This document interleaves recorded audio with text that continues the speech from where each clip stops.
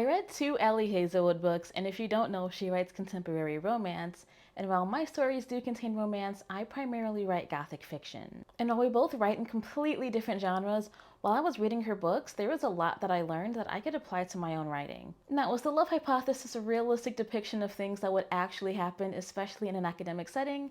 No. But did I absolutely eat up all the cheesy and insane moments that happened in that book? Yes.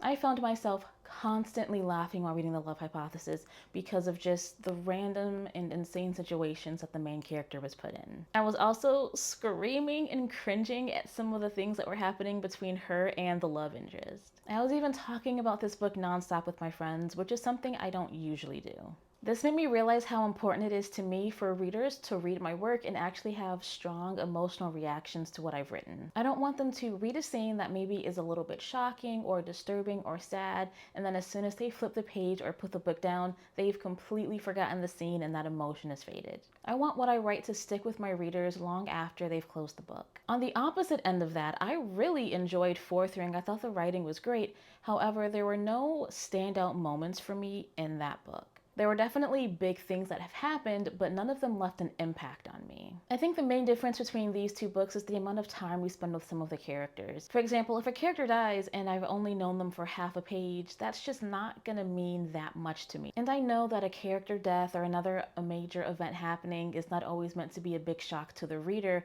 it's just meant to progress the story. However, with characters that we knew for a longer period of time, or when there was a major thing that happened to a character, I just didn't care as much in Fourth Wing. But Fourth Wing does have a lot of characters that you kind of have to keep track of compared to The Love Hypothesis. But overall, the way readers react to my stories or just anything that I write is becoming more and more important to me, especially as I notice my own behaviors as a reader and what really makes a lasting impact on me. Now, dialogue is a big one. Whenever there was dialogue between friends, there were inside jokes, silly banter, and they just didn't take themselves too seriously, and it felt like real friends talking to each other. Like, I could definitely imagine saying some of that stuff to my friends in real life. And while the style of dialogue that Ali Hazelwood chooses to write doesn't match with my stories or my own writing style, it did remind me that I want my dialogue to feel natural. I want it to feel like these are real people having conversations, not just words on a page that don't quite feel real, if that makes sense. You should be able to understand the relationship that the characters have with each other based on the dialogue. It shouldn't feel the same no matter who they're talking to. For example, my main character shouldn't talk to her best friend the way she talks to a stranger, or she shouldn't respond to something that makes her sad in the same way that she'd respond to something that makes her happy. I really want the dialogue to feel authentic in like real life. Also, in Twilight, I can really tell the difference between Edward from the beginning of the book and towards the end. At the beginning, he uses sometimes shorter dialogue, his style of speech is different, he's not really exploring his feelings, and there's definitely a distance between him and Bella.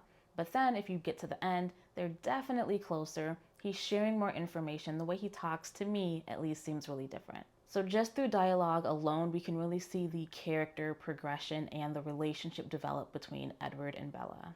And I hope to emulate that to an extent with my characters as well. Now, of course, I think we all want to write good dialogue. That's not necessarily something that we have to read a book to remember. However, there are so many things as writers that we have to prioritize. For example, the last few days I've been so focused on making my atmosphere and descriptions feel gothic since I'm writing gothic fiction that I kind of put dialogue on the back burner. Of course, you can't focus on all things at once, but sometimes you forget to go back to those things you didn't give priority to. And so when I went back and reread some of my dialogue, it felt very stiff. It didn't feel like in a certain scene friends were talking to each other. It almost felt like these were people that didn't know each other, and that was not the vibe I wanted to go for. Okay, so now this one is something that Ali Hazelwood's books have that I don't want my book to have, and that is a very formulaic feeling. Now, I love cheesy rom-coms. I love it when two characters meet, they kind of don't like each other, or there's no feelings for each other, a bunch of crazy stuff happens, they start to like each other, but then they don't admit it, then some crazy thing happens that separates them, that at the very end they come together and they confess their love. I love it. I eat it up every time. I love rom-coms in books and in movies. However, that's so formulaic, and one thing I'm really trying to pay attention to is that I am writing a romance, so I don't want to have those same exact romance elements that become very predictable. And being aware of that formula, especially as I read two of her books, has made me really go back and look at my own story structure and see if there are things that are just so obvious that when I do this big reveal, people are just not going to see it as surprising because it was a very set up kind of moment. And like I said, I am doing a romance, and we all know about that third act breakup. So I'm gonna try to handle it in a different way than I've been seeing in recent romances. Speaking of that, one thing I really do appreciate in Twilight is how there wasn't really a third act breakup in that book. There was some external force that separated them instead of them having an argument with each other. Now, I know there are other books that do that. Not every single romance book or book that includes romance has a third act breakup, and I'm just hoping to be one of those as well. Because while I don't have a problem with it, I think it's nice to just switch things up every once in a while. So I definitely love reading in my genre, but the last few days I've really been reading outside of that, and I've been finding it so helpful. Are there any books you've read outside of your genre that have really helped inspire your writing, just like The Love Hypothesis, Twilight, and Fourth Wing did for me?